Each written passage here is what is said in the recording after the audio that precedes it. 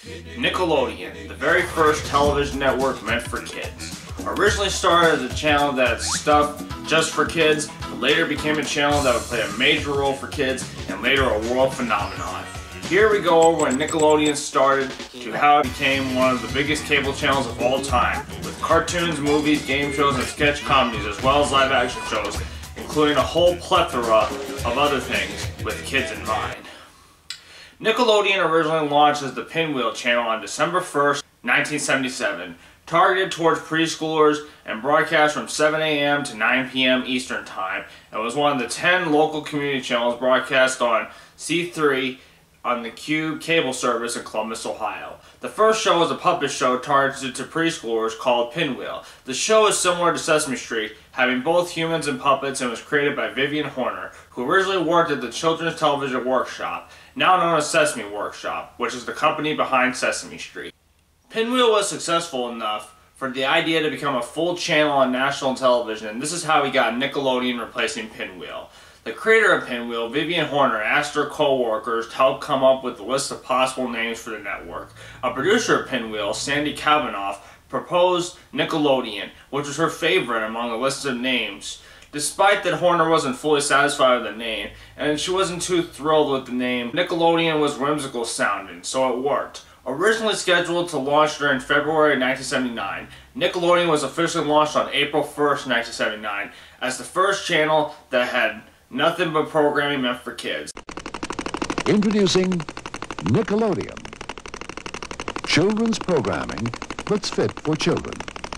13 hours of programming a day, 7 days a week, that will make them wonder, laugh, ponder, and think.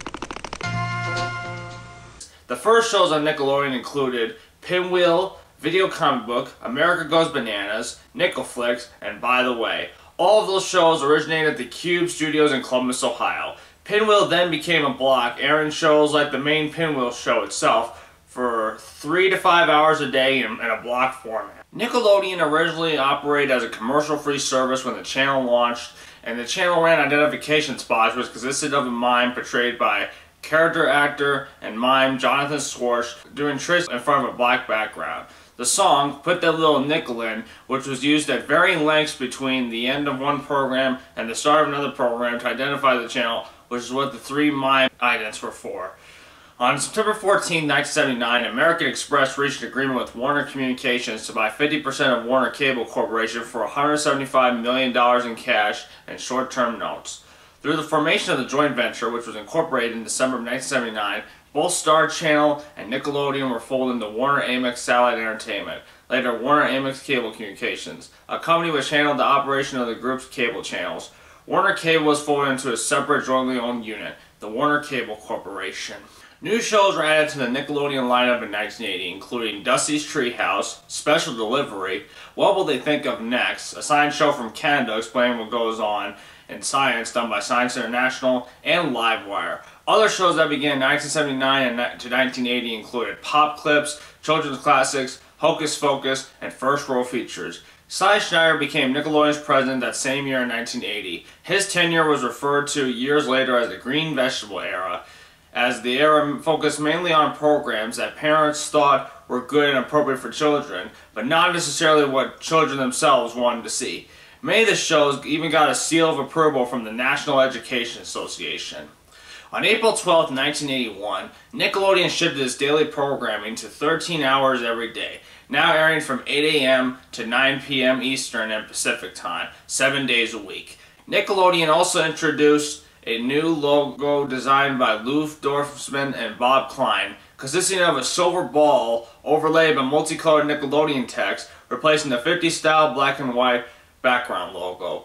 Later that same year, in 1981, You Can't Do That on Television, a sketch comedy show based in Canada, made its debut in America on Nickelodeon. It was the first show that introduced the green slime, which was shown every time a cast member said the phrase, "And stupid as anything, that I don't know without thinking."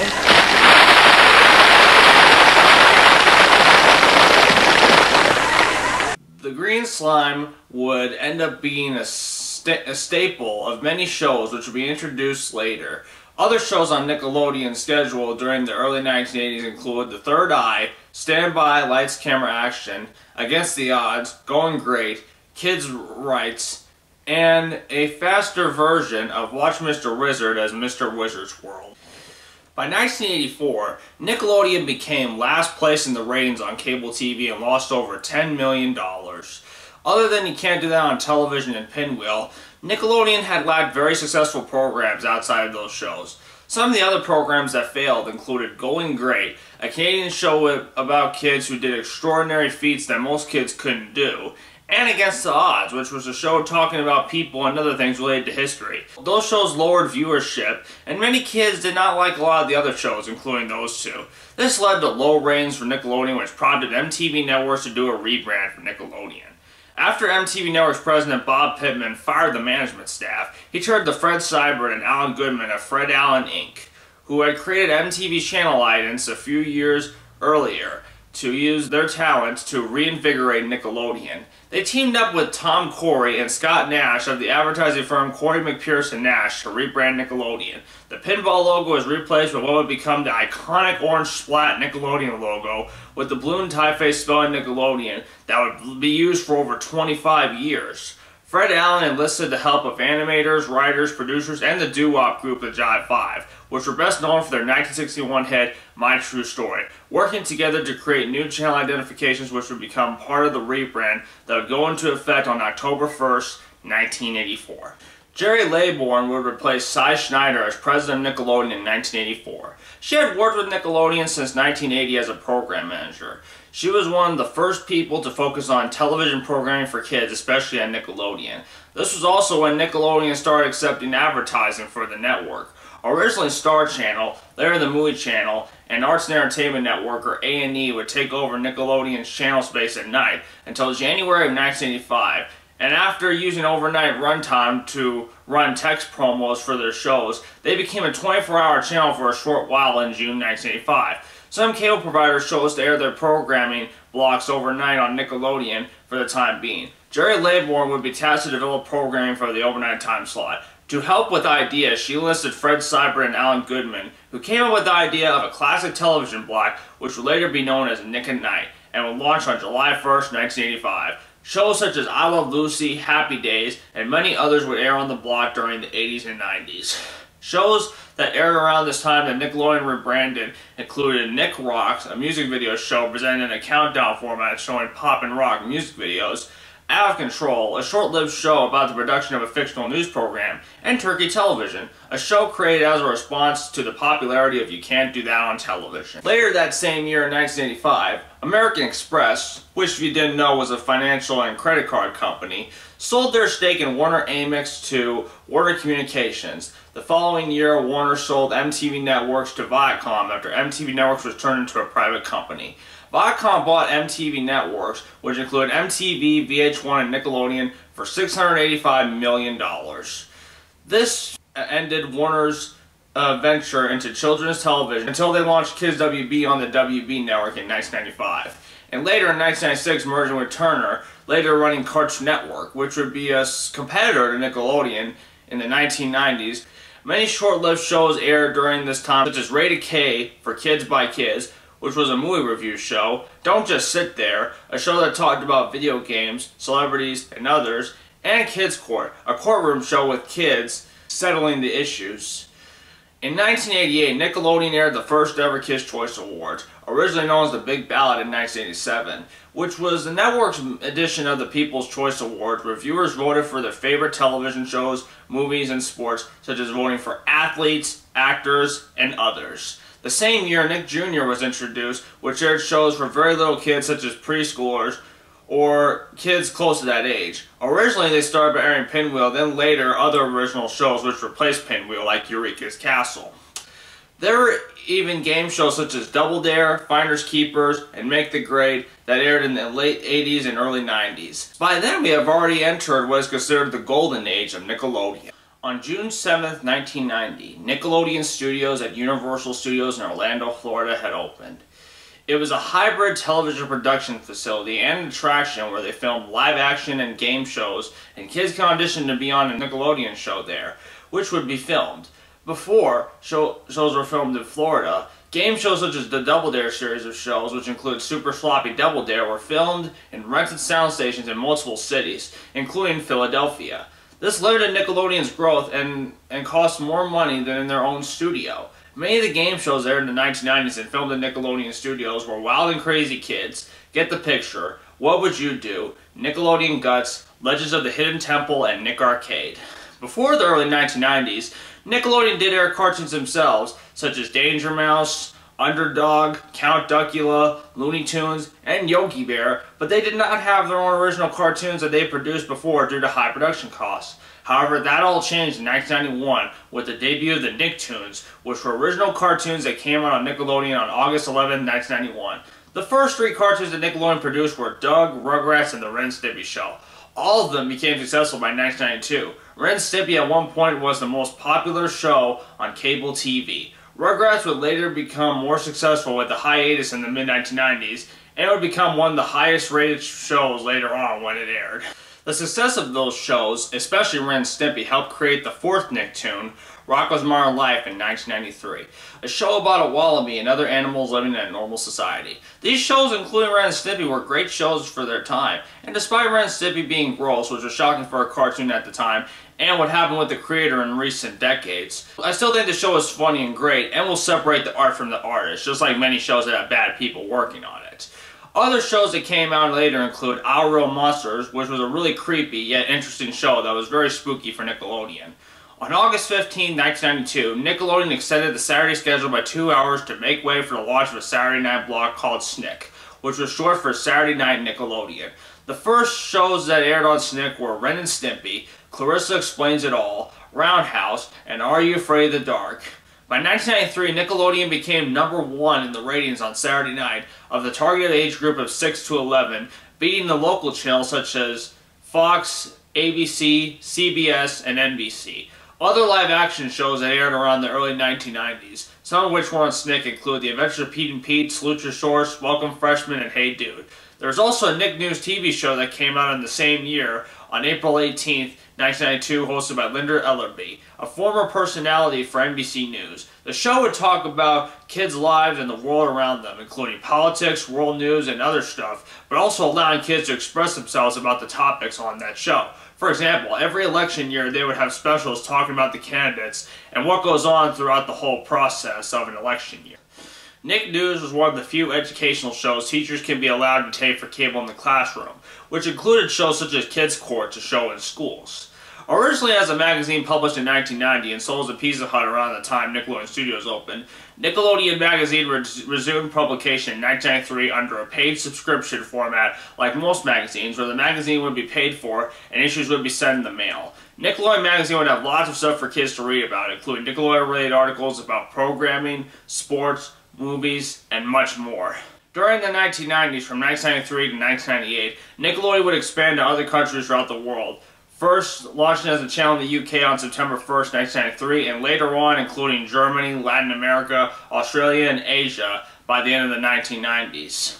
The biggest changes to Nickelodeon in the 1990s came in 1994 when You Can't Do That on Television was removed from Nickelodeon's schedule and replaced with All That, which was Nickelodeon's answer to that show and was their own original sketch comedy show. The show would have spin-offs in movies such as Kenan and Kel and the movie Good Burger, the latter starring 2 of the All That stars, Kenan Thompson and Kel Mitchell. All That would launch the career of the infamous executive producer Dan Schneider, who would go on to create sitcoms for Nickelodeon later on, and was on Nickelodeon since the very first Kids' Choice Awards in 1988. He was featured as one of the co-hosts there. More about what happened to him will be talked about at the end of this video. In that same year, The Big Help was launched, encouraging environmental preservation and activity to help the earth by children. Other shows that came out around the 90s would include The Secret World of Alex Mack and My Brother and Me in 1994. On February 13th, 1996, Herb Chanel became president of Nickelodeon, succeeding Jerry Laybourne. Jerry Laybourne would later move on to be a part of Disney and would later run a women's TV channel called Oxygen, which is now a true crime channel. Around the same year, TV Land was launched on April 29th and would be a 24-hour spin-off TV channel based on Nick at Night show with some of the same classic TV shows Nick at Night would show. Albie Hecht would become president of film and television at Nickelodeon in 1997. He would take that position until 2003 when he moved to the National Network, which became Spike TV that year, which is now known as Paramount Network. Also in 1996, Nickelodeon released its first feature-length film in theaters, which was an adaptation of the novel Harriet the Spy by Louis Fitzhugh. The film earned twice the $13 million budget, which was over $26 million at the box office. The Nicktoon Hey Arnold also came out in 1996, which is a show about a boy living life in the city and going through a lot of situations. Another show that came out that year is Kablam, which was comic-themed and had their own cartoons in the show. One of which being National League Now, which was a spin-off of Kablam. Other cartoons that came out in the next 2 years would be The Angry Beavers and Cat Dog. On April 28, 1998, Nickelodeon and Sesame Workshop partnered together to put $100 million to start up a new digital cable and satellite channel for kids and preteens aged 6 to 12. The channel was called Noggin, which was derived from a slang term for head, and was used to reflect the educational aspect. Noggin would launch on February 2nd, 1999, and would have programming from both Sesame Workshop and Nickelodeon's libraries, but mainly educational. The channel would later become a preschool channel, and now a channel for Nick Jr. since 2009, which was already in direction the channel went in a few years before. This is when Viacom, or Nickelodeon, took control of the channel around 2002 or 2003, and they turned it into a full-fledged preschool channel. Another channel that launched in 1999 is Nick Gas, or Nickelodeon Games and Sports. The channel launched on March 1st, 1999, a month after Noggin launched in February, and showed mainly game shows and sports-related shows and segments.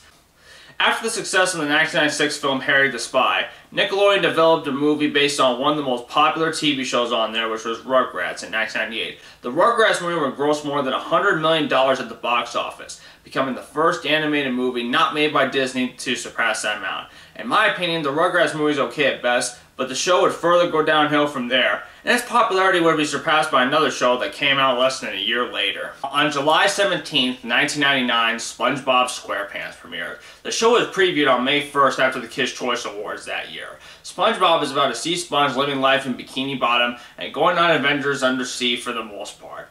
This cartoon would go on to be the most popular Nicktoon in Nickelodeon's history and still airs today, being a high-rated series since 2000 for Nickelodeon.